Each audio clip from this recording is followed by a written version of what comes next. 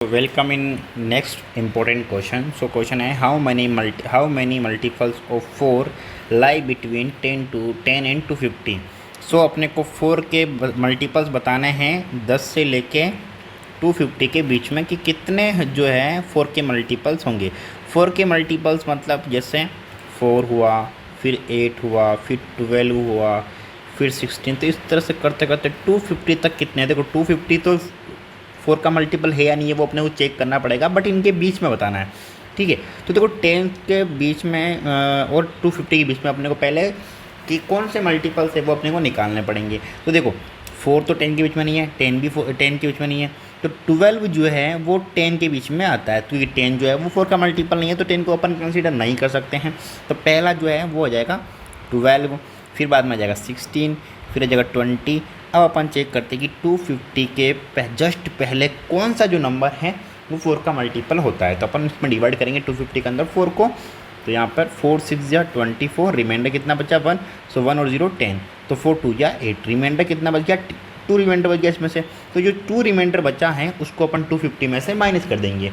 ठीक है, तो इसका मतलब कितना आएगा अपने पास में 248। इसका मतलब ये हुआ कि 248 जो है ये वो नंबर है जो कि 250 के जस्ट पहले आएगा और 4 का मल्टीपल होगा। तो यहाँ पे अपन ने लिख दिया 248। ओके, अब ये बन गए अपने पास में एक एपी 12 16 20, इस तरह से करते करते 248 तक। अब एपी बन गई तो अपने को एन का वैल्यू फाइंड आउट करना होगा। तो ए एन का फॉर्मूला होता है A N is equal to A plus N minus 1 multiply D. ठीक है, ये फॉर्मूला की मदद से अपन एन का वैल्यू फाइंड आउट करेंगे। तो इस एपी के अकॉर्डिंग अपने पास में ए का वैल्यू है 12। ठीक है, डी कॉमन डिफरेंस है, +4 हो रहा है हर एक के बाद में, तो कॉमन डिफरेंस हो जाएगा 4। ठीक है, अब अपने को वैल्यू फाइंड आउट करना है। ए एन का वैल्यू यहाँ पर होगा 248, क्योंकि लास्ट टर्म है 248, तो ये हो गया 248। अब अपने को वैल्यू फाइंड आउट करना है एन का। तो चलिए इस फॉर्मूले के अंदर अपन वैल्यूज पुट कर देते हैं।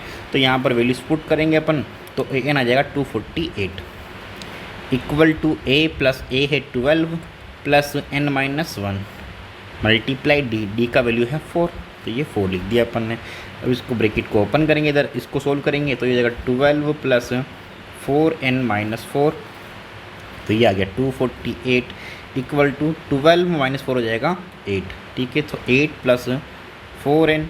ठीक है, अब इस 8 को अपन लेके जाएंगे किधर में, इधर में, तो ये हो जाएगा 248 minus 8 is equal to 4n। So 248 minus 8 करेंगे तो ये जगह 240 इज इक्वल टू 4n।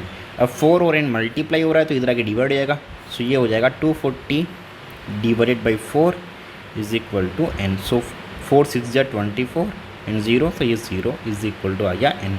तो इसका मतलब क्या हुआ कि n का जो वैल्यू है वो 60 आ गया।